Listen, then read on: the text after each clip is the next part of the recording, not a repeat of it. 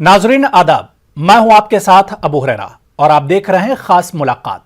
नाजरीन, मुल्क में कोरोना के केसेस में गिरावट आई है, लेकिन पिछले कुछ दिनों से महाराष्ट्र के कई अजला से कोरोना के डराने वाले आदादोशुमार सामने आ रहे हैं और यही वजह है कि बीएमसी को नई कोरोना गाइडलाइन जारी करनी पड़ी है। तो कई अजला में वीकेंड लॉकडाउन और रात के लॉकडाउन का ऐलान भी किया गया है। आखिर महाराष्ट्र में कोरोना के केसेस में अचानक तेजी क्यों आई है? आज इसी पर बातचीत करने के लिए हमारे साथ बहुत अहम शख्सियत, महाराष्ट्र सरकार के काबीनी वजीर और कदावर लीडर नवाब मलिक साहब मेरे साथ जुड़े हुए हैं। नवाब मलिक साहब, सर आपका बहुत इस्तकबाल है न्यूज़ 18 उर्दू में।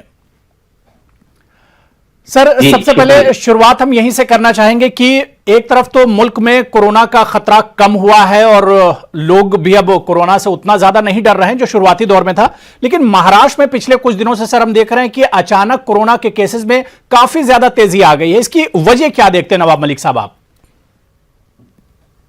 देखिए, ये बात सच है कि पिछले कुछ दिनों से लगभग इसी हफ्ते में जी कोरोना के नंबर्स कुछ इजला में उनमें कहीं ना कहीं इजाफा हो रहा है। जी, मुंबई शहर में भी इजाफा हुआ है, पुणे शहर में इजाफा हुआ है और खास करके अमरावती जो हमारा रीजन है जी, उसमें अमरावती डिस्ट्रिक्ट, अकोला और यवतमाल, इन 3 जिलों में बड़ी मिकदार में नए केसेस सामने आए।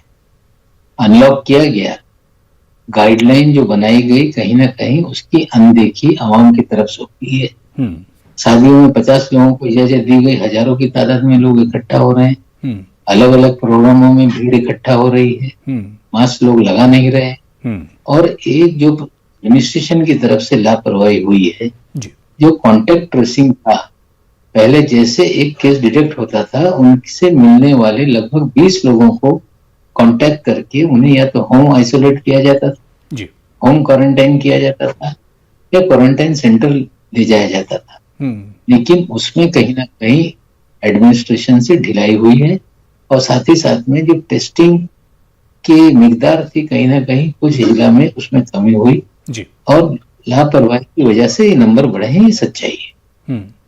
बिल्कुल, लेकिन नवाब मलिक साहब, खतरा अब इतना ज्यादा बढ़ गया है कि अब बातें की जा रही कि महाराष्ट्र में दोबारा से लॉकडाउन का खतरा बढ़ रहा है। दोबारा से महाराष्ट्र में लॉकडाउन लगाया जा सकता है जितनी तेजी से केसेस बढ़ रहे हैं। बल्कि पिछले 1-2 दिनों में देखा जाए तो चौंकाने वाले आदादोशुमार सामने आए हैं। मलिक साहब,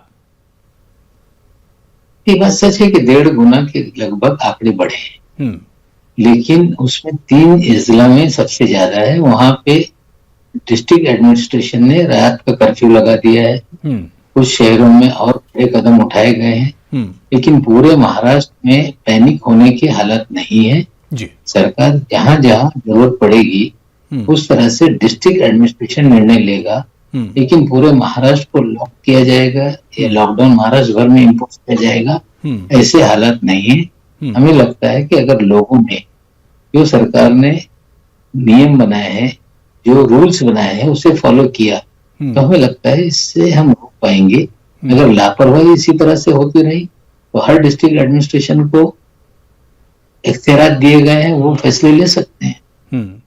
लेकिन नवाब मलिक साहब, जिस तरह के हालात अब बिगड़े हैं या जितनी तेजी से कोरोना के केसेस महाराष्ट्र या महाराष्ट्र के कुछ डिस्ट्रिक्ट में कोरोना के केसेस ज्यादा आए हैं, इसके लिए अपोजिशन और खासतौर से बीजेपी तो सरकार को जिम्मेदार ठहरा रही है। बीजेपी का कहना है कि सरकार ने अनदेखी की, लापरवाही की, जिसकी वजह से केसेस बढ़ रहे हैं। देखो, मैं आपको पिछले 11 महीने से हम लोगों ने कोविड को जिस तरह से डील किया है और ईमानदाराना तौर से हमने जो भी नंबर्स हैं उसको लोड किया है जी। अब अलग अलग स्टेट में क्या हालात है मैं उनको लेकर कोई बात नहीं करना चाहता, लेकिन यही बीजेपी के लोग हैं। लगातार जो भी हम लोग अनलॉक धीरे धीरे कर रहे थे जी, सारी चीजें खोल दो तरह की मांग ये कर रहे थे। अभी कल ही हम लोगों ने शिवाजी महाराज की जयंती मनाई, उसमें भी सरकार ने नियम लगाए कि कोई बड़े जुलूस नहीं निकलेंगे जी, बड़े प्रोग्रामों का आयोजन नहीं होगा। उसको लोग भी 2 दिन पहले तक बीजेपी कह रही थी कि ये शिवाजी महाराज की जयंती मनाने नहीं दे रही है सरकार, उस पर भी उंगली उठा रही थी। आज हमें जिम्मेदार ठहरा। हमें लगता है कल ही जामनेर एक जगह है, जलगांव डिस्ट्रिक्ट का एक शहर है, जहाँ पे बीजेपी के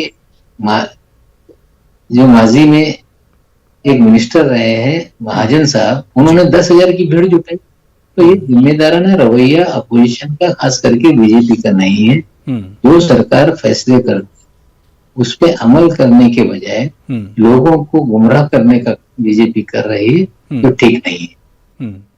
नहीं, लेकिन बीजेपी का ये मानना है, अपोजिशन का ये मानना है, नवाब मलिक साहब, पिछले दिनों देखा गया कि जब लोकल ट्रेन नहीं खोली गई थी, बेस्ट की बसें जो हैं वो नहीं खोली गई थी, मार्केट नहीं खोले गए थे और बहुत तरह की कोरोना की गाइडलाइन थी, उस वक्त हमने देखा कि अपोजिशन बार बार एक तरह से धमकी दे रहा था कि अगर सरकार इन चीजों को नहीं खोलेगी तो हम आंदोलन करेंगे।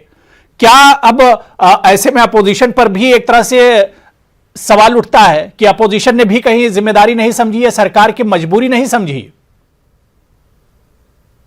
यही तो मैं कह रहा हूं कि आज वो हमें जिम्मेदार ठहरा रहे हैं। कल तक वो कह रहे थे कि पूरी तरह से अनलॉक कर दो, मंदिर खोल दो, मस्जिद खोल दो, शिवाजी महाराज की जयंती के लिए 10,000 की भीड़ जुटाने की परमिशन दे दो। एक तरफ इस तरह की मांगे और दूसरी तरफ सरकार पे इल्जाम आयद करना बीजेपी का ये दोहरा किरदार लोगों के सामने है और महाराष्ट्र की आवाम देख रही है। बिल्कुल। नवाब मलिक साहब, एक तरफ अपोजिशन की तो ये रवैया, लेकिन दूसरी तरफ अपोजिशन ये भी कह रहा है कि महाराष्ट्र सरकार कोरोना से निपटने के लिए महाराष्ट्र सरकार को सेंटर ने बड़ी रकम दी है, लाखों करोड़ का पैकेज दिया है और लाखों करोड़ की मदद की है। क्या यह सच है नवाब मलिक साहब? नहीं, लाखों करोड़ रुपए तो देश में भी मोदी सरकार ने खर्च नहीं किए। भारतीय जनता पार्टी का झूठ का प्रचार होता है। हमें लगता है एनडीआरएफ से जो पैसा आया वो लाखों करोड़ नहीं, 2-4 हजार करोड़ हो सकते हैं। और जो भी मास्क दिया गया, पीपी किट दिया गया उस पीरियड में पूरे देश में, वो महाराष्ट्र को भी दिया गया। वेंटिलेटर कुछ ऐसे थे जो नाकारा थे, इस्तेमाल नहीं हो पाए। हम इस पे सियासत नहीं करना चाहते। लाखों करोड़, अगर 1 लाख करोड़ क्या 50,000 करोड़ महाराष्ट्र सरकार को केंद्र ने दिया होगा, तो हम आज आपके चैनल पे ईमानदारी से कह रहे हैं कि लाके बताएं कहाँ दिया, कैसे दिया। हम ऐसी सरकार से बाहर हो जाएंगे। नहीं, लेकिन नवाब मलिक साहब, ये रवैया तो काफी दिनों से, एक तरफ सेंटर दावा करता है कि हमने महाराष्ट्र सरकार को दिया है, महाराष्ट्र सरकार और आप लोग कहते हैं कि सेंटर ने हमें कुछ नहीं दिया है। मतलब सियासत अब कोरोना पर भी हो रही है। देखिए, ऐसा है, लिया दिया जो भी है वो सरकारी कागजों में दर्ज है। कागज लेके बात करनी चाहिए। लाखों करोड़ भारतीय जनता पार्टी और मोदी सरकार झूठ का परिंदा है। झूठ बिना उनकी पार्टी चलती नहीं, झूठ से सरकार चलती है। पेट्रोल और डीजल के दाम को लेके झूठ बोला जा रहा है, दुनिया में दाम कम है और आज देश में दुगना दाम वसूले जा रहे हैं। तो हम उनकी झूठ को लेके कोई बहस में पड़ना नहीं चाहते। हम ईमानदाराना तौर पे काम कर रहे हैं। इस साल के बजट में 1 लाख करोड़ का खसारा हमारी सरकार को है। महाराष्ट्र में टैक्स की वसूली कम हुई, लेकिन 27,000 करोड़ रुपए हमारे जीएसटी के बकाया हैं, आज तक वो दे रहे नहीं। हम तो मदद नहीं मांग रहे, हमारी जो रकम आपके पास है वही दे दो, ये हमारी मांग है। लेकिन झूठ बोलना बंद करो, हम आपके जरिए उन तक की बात पहुंचाना चाहते हैं। बिल्कुल। नवाब मलिक साहब, जिस तरह से आपने कहा, आपके कहने का मतलब यह भी है कि महाराष्ट्र में नॉन बीजेपी गवर्नमेंट है, इस वजह से भी सेंटर अनदेखी कर रहा है महाराष्ट्र की। ये कोई नई बात नहीं है। भारतीय जनता पार्टी का काम करने का तरीका, जहां पर बीजेपी की सरकारें होंगी उनके लिए अलग रवैया होगा। जहां चुनाव आएंगे वहां बजट में बड़े बड़े ऐलान किए जाएंगे। लेकिन जहां बीजेपी की सरकारें नहीं होंगी उन्हें नो कॉपरेशन मूवमेंट की तरह देखा जाएगा। उन्हें किस तरह से परेशान किया जाए, उनके फंड को कैसा रोका जाए, उनके जीएसटी के क्लेम को कैसे डिले किया जाए, ये कोई नई बात नहीं। पिछले 6 साल से इसी तरह से मोदी जी सरकार चला रहे हैं। ठीक है, ये बात तो नवाब मलिक साहब सियासत की हुई, लेकिन सरकार की जिम्मेदारियों की अगर हम बात करें तो सरकार की कितनी बड़ी जिम्मेदारी बनती है जब इस तरह के केसेस बढ़ रहे हैं। आपने कहा कि अपोजिशन का यह ढकोसला है, केसेस जरूर बढ़ रहे हैं लेकिन सरकार उसके लिए काम कर रही है। लेकिन सवाल यह उठ रहा है कि सरकार की क्या कुछ जिम्मेदारी है? अगर अमरावती में खतरा बढ़ा है, अगर एवत महल में खतरा बढ़ा है, अगर मुंबई में खतरा बढ़ा है, तो सरकार को क्या कुछ करना चाहिए? या सरकार को अब सरकार के सामने एक चैलेंज पहले से ज्यादा बढ़ गया है? मलिक साहब, देखिए, हम आपको बता दें कि पिछले मार्च से ही हमने जो मेडिकल फील्ड में तैयारी करनी चाहिए थी हमने पूरी तरह से की। जो एदाद शुमार सामने आए, नंबर कम हुए, तो हमने अस्पतालों को अबंडन नहीं किया। हमने जो सेंटर्स चलाए थे वो सेंटर जारी रखे। जो पूरी दुनिया में हम देख रहे हैं कि एक एक साल के बाद स्पाइक पूरी दुनिया में आया है। यूरोप जब लॉकडाउन था हिंदुस्तान खुला हुआ था। जब यूरोप में पूरी तरह से ओपन अप हो गया तो हिंदुस्तान में कहीं ना कहीं कुछ बंदिशें लगाई हुई थी। एक साल में दोबारा स्पाइक पूरी दुनिया में आया। इसके मद्देनजर जो हमने टेम्पररी हॉस्पिटल्स बनाए थे, तो हमने टेम्पररी कोविड सेंटर्स के इलाज के सारे इंतजाम किए थे। हमने ये नहीं देखा कि अब खर्चा ज्यादा होगा, इसे अबंडन कर दो, बंद कर दो। हमने उस सारे इंतजामात को कायम रखा है। कितने भी हालात बिगड़ेंगे, इलाज के लिए पूरी तरह से हमारी तैयारी है और हम हालात से निकलने के लिए तैयार हैं। लेकिन आवाम अगर उसमें पूरी तरह से लोगों के कोऑपरेशन रहा, सहयोग रहा, तो हमें लगता है पूरी तरह से हम कोविड को हरा देंगे। लेकिन एक बात मैं बताना चाहता हूँ आपके जरिए कि महाराष्ट्र सरकार कोविड को लेके ईमानदाराना तौर से काम कर रही है। किसी भी रिपोर्ट को पाया नहीं जाता। टेस्टिंग मैंडेटरी करके बहुत सारी चीजों को हम रिपोर्ट कर रहे हैं। दूसरे स्टेट में नंबर नहीं है, लेकिन दूसरे स्टेट में जो भी अमवातें हुई, जो भी केसेस हैं, वो दर्ज नहीं होते। एक सच्चाई है। बिल्कुल नवाब मलिक साहब, क्या वाकई में पूरी ईमानदारी से बताइए कि मुंबई के एयरपोर्ट्स या मुंबई के जो बॉर्डर हैं, जहां पर शुरू में हमने शुरुआती दौर में देखा कि एक सख्ती थी, वहां पर काफ़ी कोरोना को लेकर इंतजामिया की तरफ से और सरकार की तरफ से सख्ती की गई, लेकिन बाद में हमने देखा 2-4 महीनों के बाद एक सरकार के रवैये में भी अनदेखी आई और एक ढीलापन आया और अब वो चीज़ें नहीं हैं। मिसाल के तौर पर नागपुर एयरपोर्ट पर अगर कोई उतरता है और वो वहां से उतरकर रोड के रास्ते मुंबई आना चाहता है तो बहुत आसानी से उसकी रसाई हो जाती है। मतलब एक तरह से अनदेखी की गई, जिसकी वजह से इस तरह के केसेस बढ़े। नहीं, इसमें कोई सच्चाई नहीं। पहले हम आपको बता दें, एयरपोर्ट का पूरा निजाम ये हुकूमत हिंद का है। लेकिन हमने हमारे जो भी गाइडलाइन बनाई है, जो दीगर मुमालिक से लोग आते हैं जी, उन्हें 7 दिन क्वारंटाइन सेंटर में, हॉस्पिटल में रहना पड़ेगा, होटल में रहना पड़ेगा, और 7 दिन के बाद होम क्वारंटाइन करके जहां उनका एड्रेस है, लोकल एडमिनिस्ट्रेशन को हम लोग जानकारी देते हैं। जो फॉरेन से आने वाले पैसेंजर है उसको लेके हमने पूरी तरह से गाइडलाइन बनाई है। इसमें काफी लोगों के ऑब्जेक्शन है कि ये आप हटाइए, लेकिन हमने पूरी ताकत से उसे जारी रखा है। हमने तो हुकूमत हिंद से कहा कि जो गाइडलाइन हमने बनाई है वही गाइडलाइन पूरे मुल्क में लागू करने का काम करें। हमें ऐसा नजर आता है कि लोग दिल्ली उतरते हैं, दिल्ली से लोकल फ्लाइट में बैठ के अंदर एंटर करते हैं, लेकिन हुकूमत हिंद उस तरह की गाइडलाइन नहीं बना रही है। अब दीगर स्टेट से आने वाले जहां पे स्पाइक ज्यादा है, नंबर ज्यादा है, उनके लिए जो सर्टिफिकेट है आरटीसी पीसीआर का, उसको लाजमी हमने करार दिया है। और एयरपोर्ट पे जिस तरह से जो भी हमारी चीजें हैं, हमने अपने तरीके से सारी गाइडलाइन पे अमल करने का फैसला किया है। हम अमल कर नवाब मलिक साहब, क्या आपके कहने का मतलब है कि सेंटर जो है वो कोरोना गाइडलाइन पर भी सियासत कर रहा है? देखिए, मैं फिर बोल दूं, कोविड आया क्यों? जब दिसंबर के महीने में पूरी दुनिया में कोविड फैल रहा था, 1 जनवरी को इंटरनेशनल हेल्थ इमरजेंसी WHO ने जारी की। तब सेंट्रल गवर्नमेंट ये कह रही थी कि कोविड का खतरा हिंदुस्तान को नहीं है। हम लोग कह रहे थे कि जो फॉरेन से फ्लाइट आ रही है उसे रोका जाए, फॉरेन से आने वाले पैसेंजर को क्वारंटाइन किया जाए। तब हर्षवर्धन जी इसको सरासर इनकार कर रहे थे, लेकिन उसकी एक ही वजह थी कि नमस्ते ट्रम्प का प्रोग्राम लगा था और उसको चलाने के लिए अनदेखी की गई। पूरी दुनिया से लोग यहाँ आए और महाराष्ट्र में पहला केस जो आया था वो दुबई के जरिए हमारे अहमदनगर और पूना के जिले में आया। अगर पहले ही दुनिया में बहुत सारे ममालिक हैं, खास करके जो नॉर्थ ईस्ट के, फार ईस्ट के ममालिक हैं, उन्होंने पहले से ही अपनी इंटरनेशनल बॉर्डर्स को बंद किया। वहां पे कोविड इतना इफेक्टिव नहीं हो पाया, लेकिन हमने तो 3 महीने खोले रखा। नमस्ते ट्रम्प के चक्कर में पूरे देश को बर्बाद कर दिया लोगों ने। आज भी हम यही कहते हैं कि जो गाइडलाइन महाराष्ट्र फॉलो कर रहा है फॉरेन से आने वाले तमाम जो भी पैसेंजर्स हैं जी। उन्हें कंपलसरी 7 दिन के लिए क्वारंटाइन किया जाए, फिर 7 दिन के बाद होम क्वारंटाइन 7 दिन किया जाए। लेकिन पूरे मुल्क में ये गाइडलाइन लागू नहीं है, जिससे सारी दिक्कतें हो रही है, इसे नकारा नहीं जा सकता। बिल्कुल।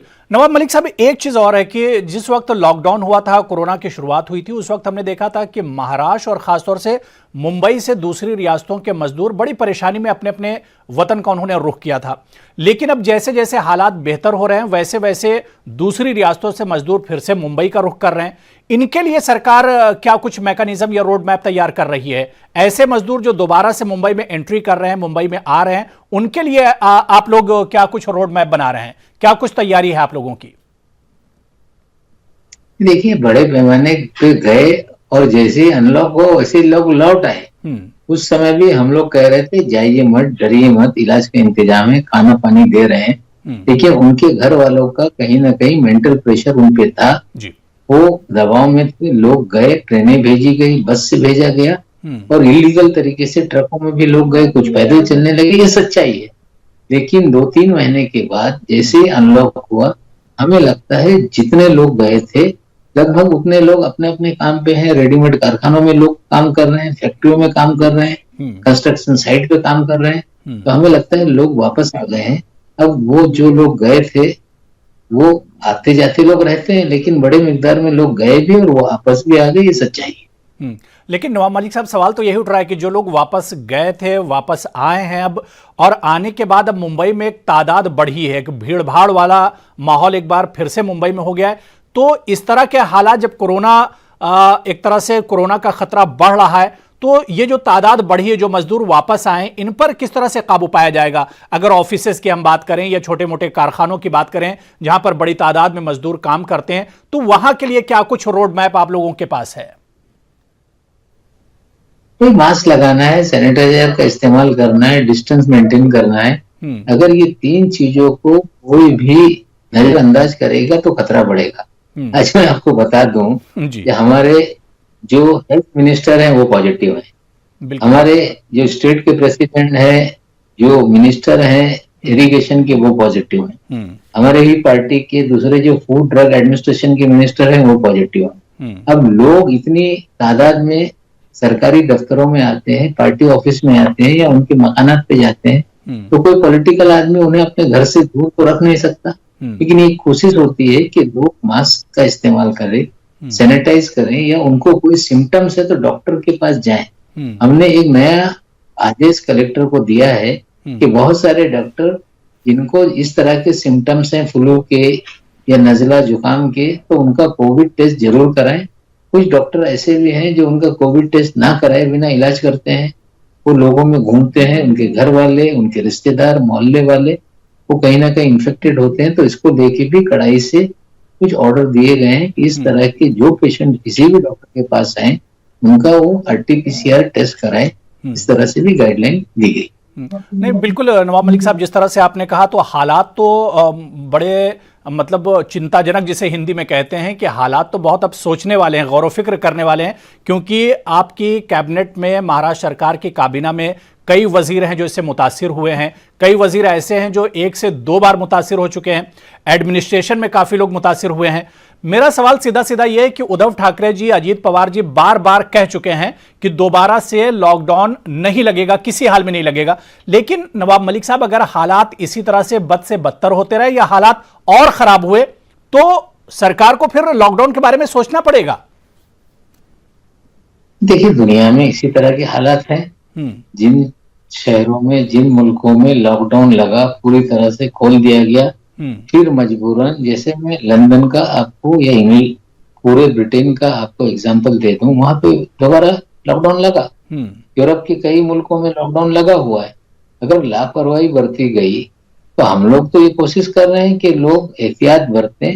लापरवाही बरती गई बड़े पैमाने पे, अगर हालात काबू से बाहर चले गए तो लॉकडाउन के अलावा कोई इलाज नहीं हो सकता। लेकिन 3 डिस्ट्रिक्ट को छोड़कर अभी ऐसे हालात नहीं है कि महाराष्ट्र में लॉकडाउन लगे।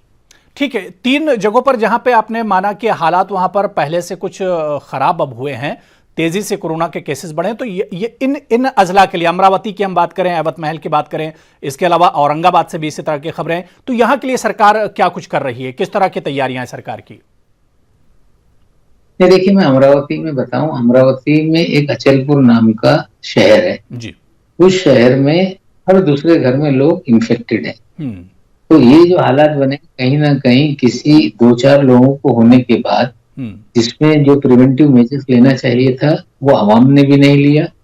वहां के लोकल डॉक्टर भी शायद उसका इलाज नॉर्मल तरीके से किया जी। और छोटे शहर होने की वजह से पूरा शहर इन्फेक्टेड हुआ, ये सच्चाई है। अमरावती शहर में भी इसी तरह के कुछ हालात हैं, यवतमाल अकोला में भी इसी तरह के हालात हैं। तो हमें लगता है कि अभी जब एक अवेयरनेस हुआ है, पूरी तरह से हम जब आवाम में थे तो कोविड को लेके लोग लापरवाह हो गए थे, लेकिन पिछले 2-3 दिनों से फिर आवाम में एक कहीं ना कहीं बेदारी आई है और ये बेदारी से अगर उन्होंने पूरी तरह से एहतियात बरता तो हमें लगता है दोबारा हालत सुधर जाएगी।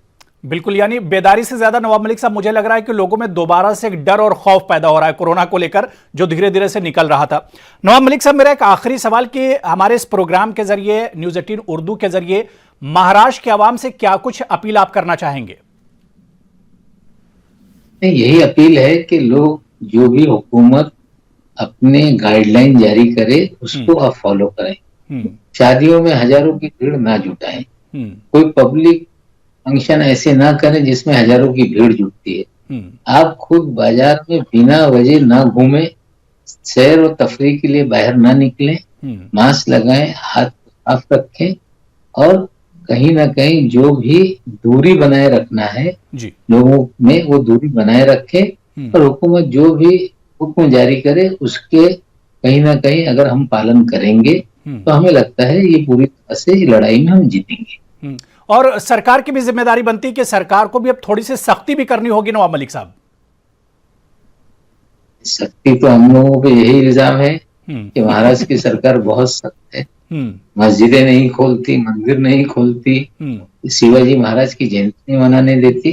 तो ठीक है, सख्ती तो है, लेकिन सख्ती की भी एक कहीं ना कहीं लिमिट है और लोगों को पूरी तरह से कैद रखा नहीं जा सकता। बिल्कुल। अब ये कोविड कब आएगा ये कोई कह नहीं सकता। जो वैक्सीन भी लगाया जा रहा है, पहले डोज के बाद भी कुछ लोग इन्फेक्टेड हुए हैं। वैक्सीन 2 डोज के बाद कितनी इफेक्टिव रहेगी दुनिया में, अभी तक इसका कोई भी एक कॉन्क्रीट कोई दावा नहीं कर पा रहा है। बिल्कुल। लेकिन ये कोरोना के साथ ही जिंदा रहना है, ये समझ के लोगों को काम करना पड़ेगा। बिल्कुल, और हम भी यही उम्मीद करते हैं नवाब मलिक साहब की जल्द से जल्द महाराष्ट्र में कोरोना पर काबू पाया जाएगा और हालात बेहतर होंगे। बहुत बहुत शुक्रिया नवाब मलिक साहब, मेरे साथ न्यूज़ 18 उर्दू में जुड़ने के लिए और इस खास मुलाकात के लिए बहुत बहुत शुक्रिया सर।